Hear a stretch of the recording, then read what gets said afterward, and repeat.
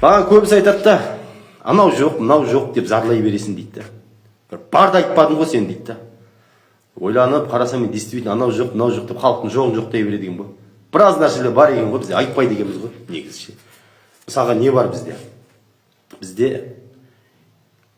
елдің мұңын естімейтін елбасы бар. Халықтың сарқылмайтын көз жасы бар. Ұры-қары тонайтын басшылар бар. Басшының көтін жалайтын қосшылар бар. Өмір бақи ұйықтап жататын депутат бар. Халыққа оқ ататын солдат бар. Ешқашан бітпейтін қарыздар бар. Әділдік таппайтын арыздар бар. Үйсіз-күйсіз қаңғырған бастар бар. Жұмыс таппай сабылған жастар бар. Сосын не бар? Әкесін ұрып өлтіретін асаба бар. Ата-анаңа демал дейтін сахаба бар. Мамасын құттықтайтын батырлар бар. Ешқашан түк айтпайтын ақындар бар.